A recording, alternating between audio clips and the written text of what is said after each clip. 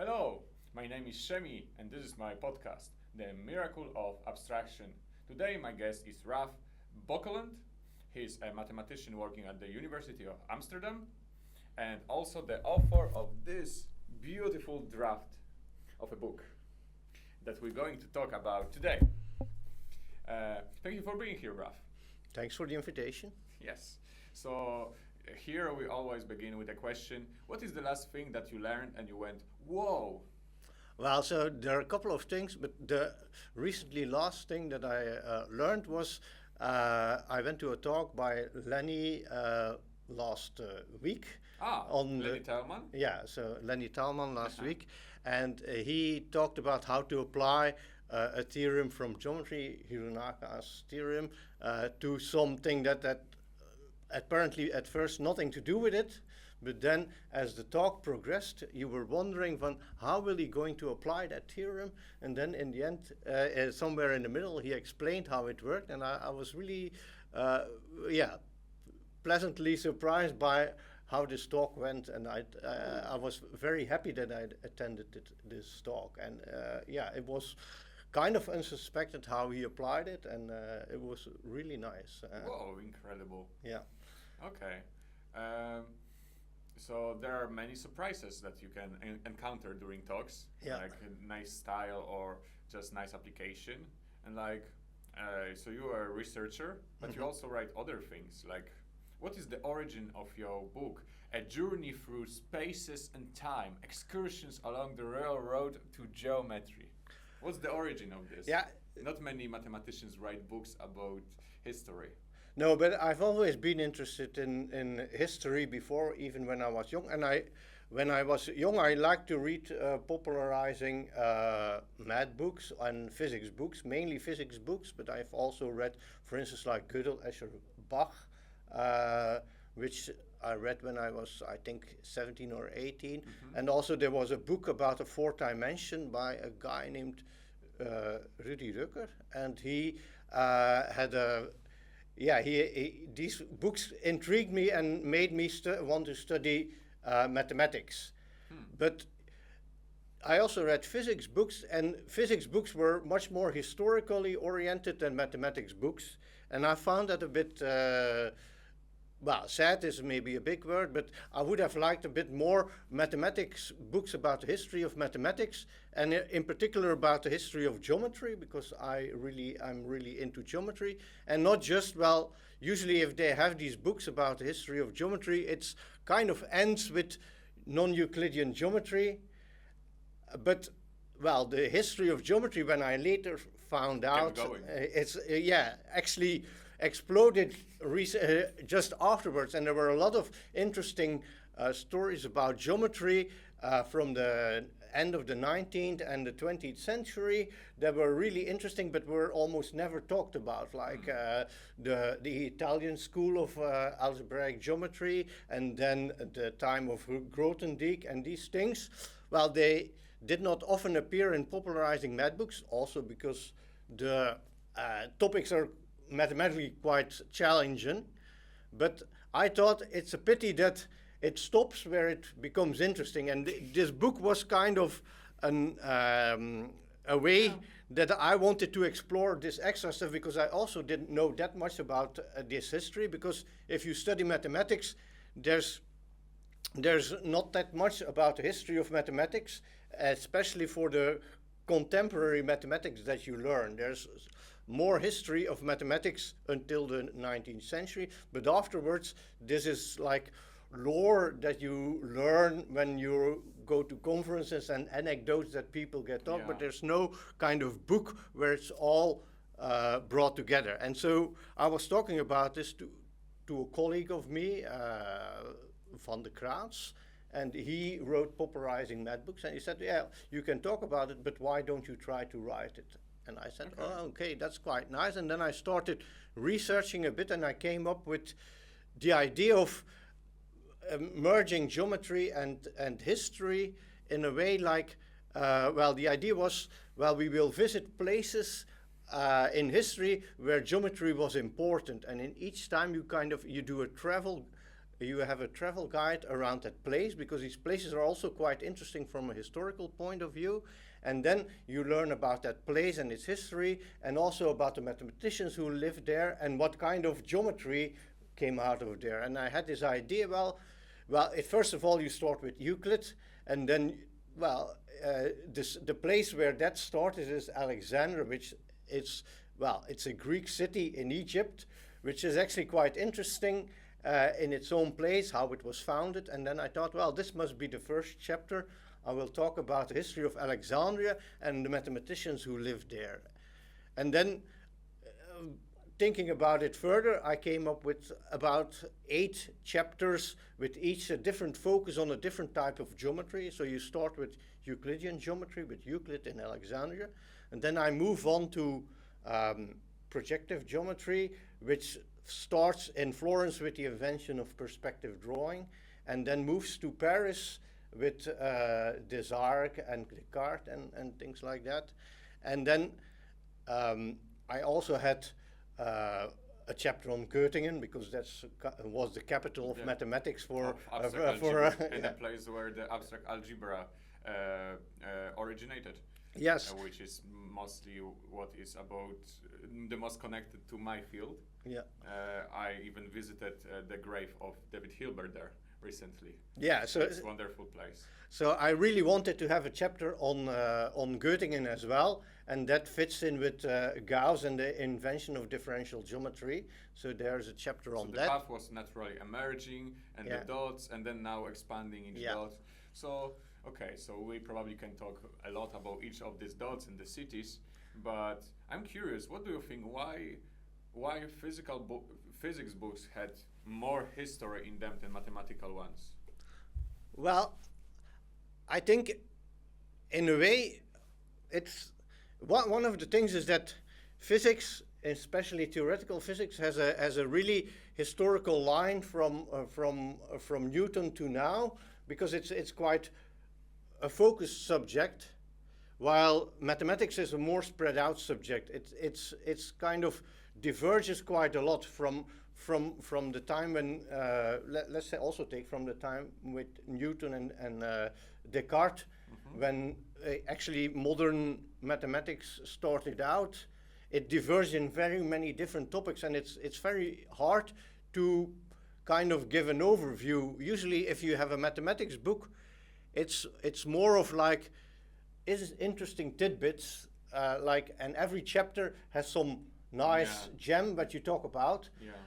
And that's a bit of a difficulty to pull off in mathematics, while in physics it's quite kind of straightforward. You start with classical mechanics, then you talk about electromagnetism, relativity, quantum mechanics, and then elementary particles. Yeah.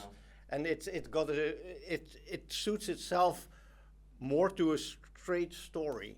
Yeah. And with mathematics, that's a bit more difficult, because it's very hard to figure out what to focus on. Yeah. Also, we do not have any experiments to like layer on layer to go deeper. Actually, once we discover something, it is quite easy to reshuffle our definitions and stuff to make it like initial point and forget about the past. But I also have this impression that in history of mathematics and also in philosophy of mathematics, there is like tendency to like disregard and like forget about the people doing it. Like mathematics is this ideal forms and everything, and the people doing it just discovering it, and it is not important where and who and stuff. Like trying to like discard it. I have such a feeling, which is compatible with this story. Yes, I think that's true. But it's also the way mathematics is taught at the university. It's usually you get a polished version of what's been studied, and actually, you start at the end, and then you kind of get the ideal version of the theory, but how it was developed is forgotten, because mathematicians are super into a nice abstract, clean, neat, short way of presenting some stuff, we love that, and not the historical meanderings are quite difficult, because it's because very, then it's somehow, if you really focus on historical developments, you see that there are many equivalent ways how to kind of reach the same results, and particular theories and notions could actually not be developed, and we could still move forward. Yeah. Different emphasis on different parts. This is true.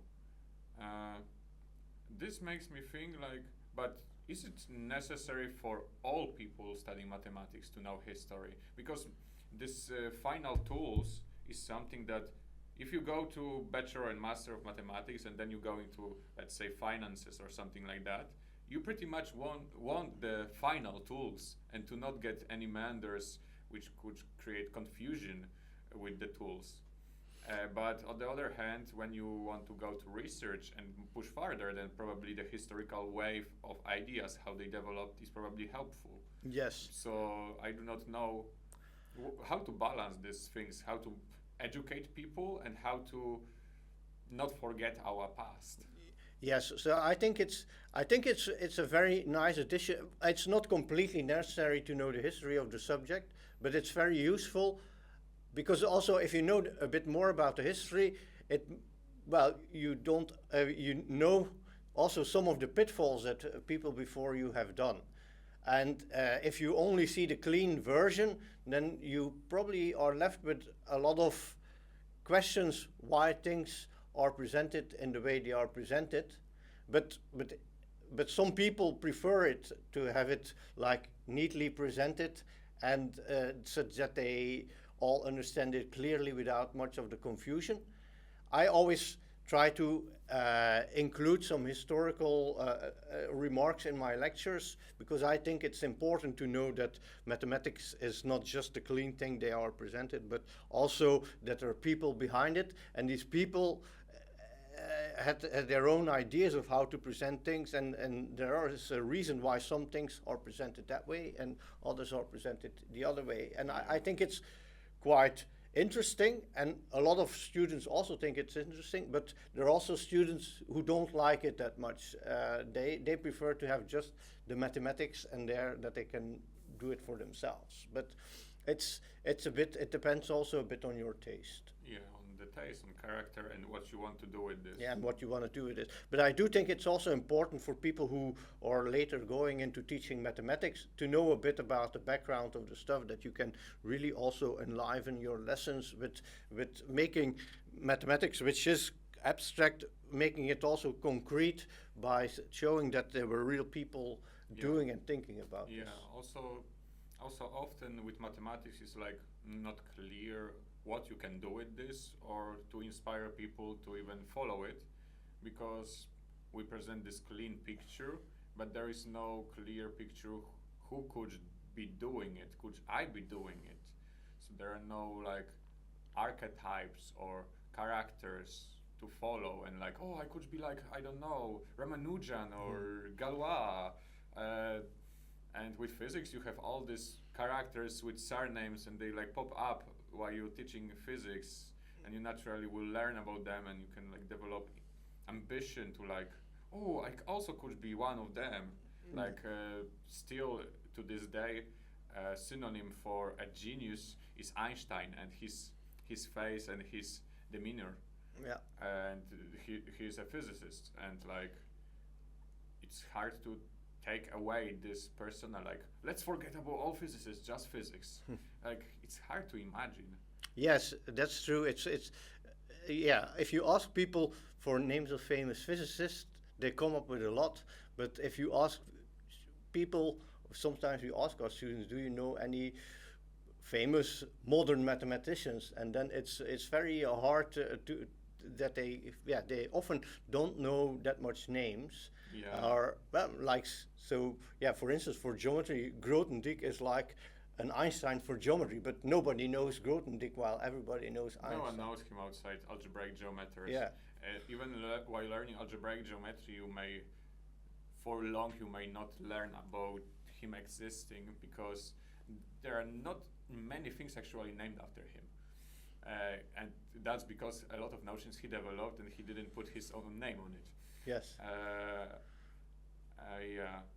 Also, even if you go through like typical textbook on algebraic geometry, his field, first you go to Hartshorne, So you will remember Hartshorn more than Grothendieck, because Yeah. it's a long way till you have to open EGA. Yeah.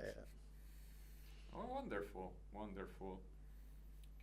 So let's talk more about your book. Yeah. I'm curious, what is like the most unexpected chapter that you started like researching and like, whoa, I didn't know so much about this period.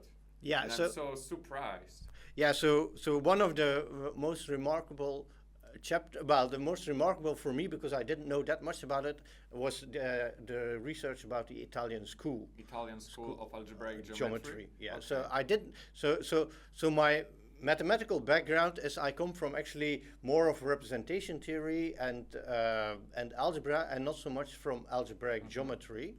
And so I had to do quite some research about the Italian school because I didn't know that much about it.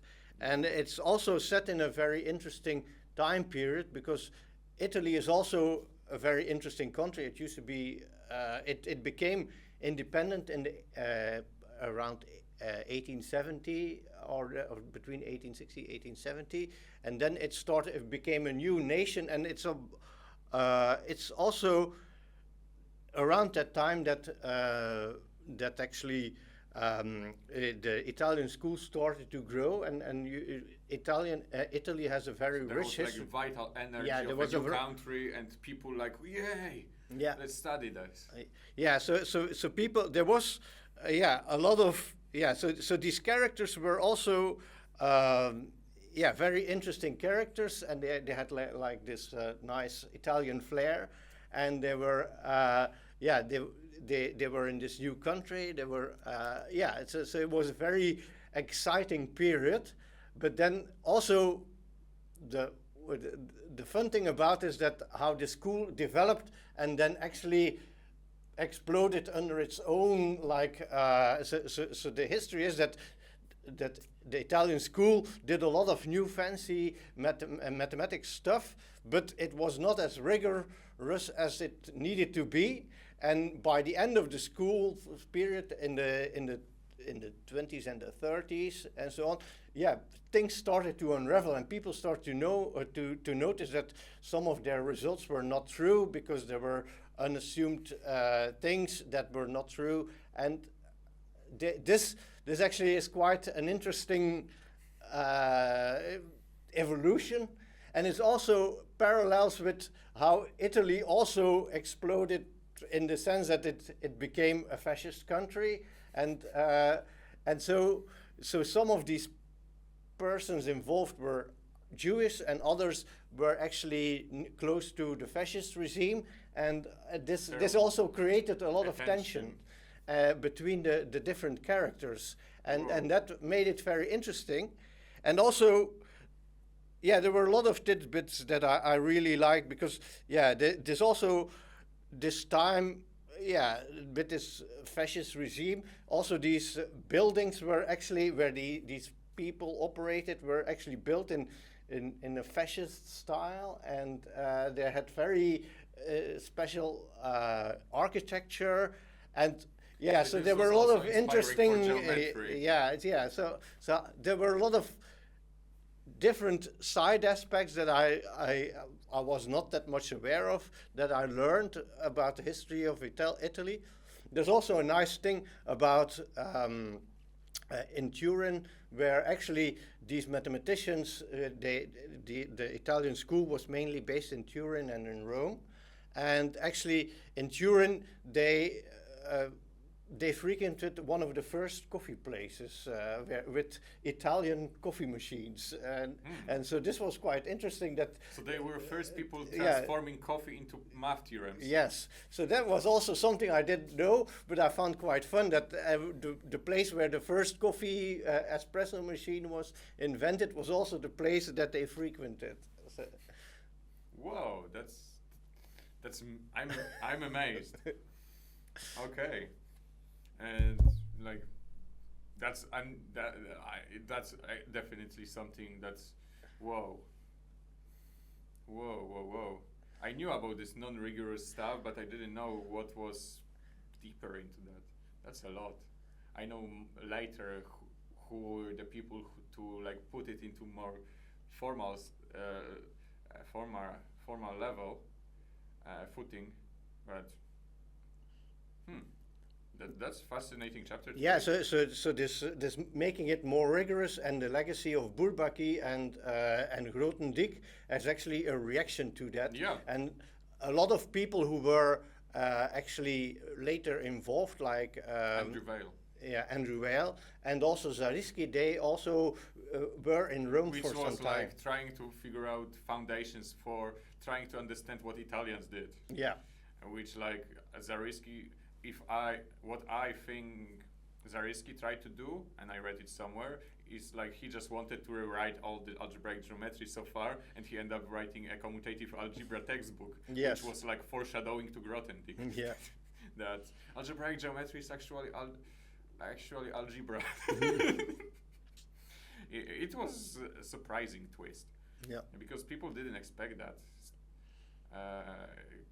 Especially that there was like tension between geometrists and algebraists, like each of them telling the other that they're doing things wrong. Yeah. Incredible. Well, I guess all chapters have such twists. Yeah, because I wouldn't expect like the invention of coffee to be involved in minimal model program for surfaces over complex numbers. Yeah, so that's indeed. So that's in the book. You see that both are tied together in the same chapter. Incredible. Okay, so that's the history. And you already mentioned that one of the reasons why you entered mathematics was that you enjoyed reading about history of physics, mathematics. But were there like one particular moment that like twists you, like, yes, I want to be a mathematician?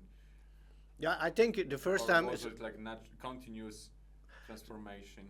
So when I grew up in the 90s, so there was no internet, and there were actually few mathematics books. So when I went to the library, there were a few books on popularizing mathematics, like Gödel, Escher, Bach, which was a famous book by then. And there was also this book on the fourth dimension.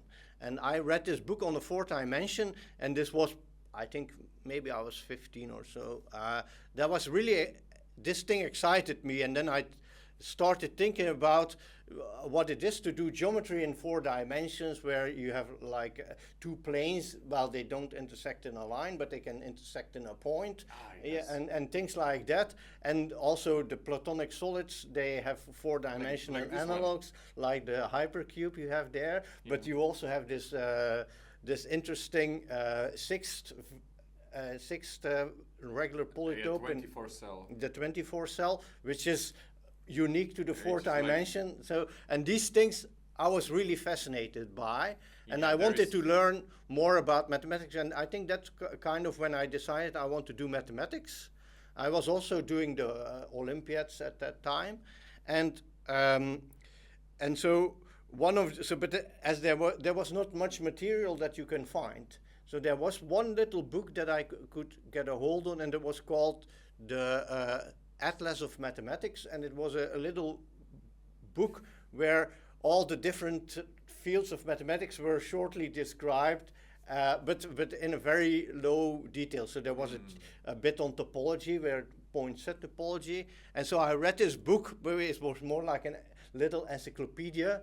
So it was very different than reading things from like a course note.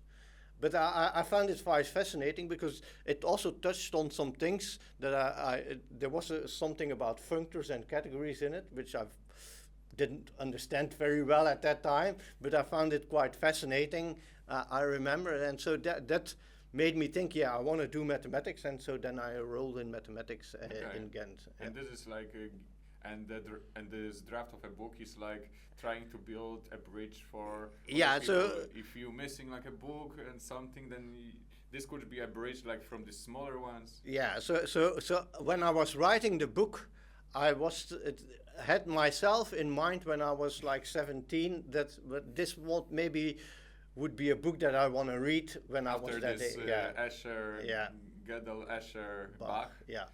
That, I read this atlas, I read this. Yeah. I'm ready for something more. Yeah. Oh, that's beautiful. So Thank you for being here. It was exciting discovery of coffee, Italians, fascists, and a lot of different excursions. Excursions along the royal road to geometry. Thank you for drafting this draft and telling us pieces of it today. Okay, thank you very much.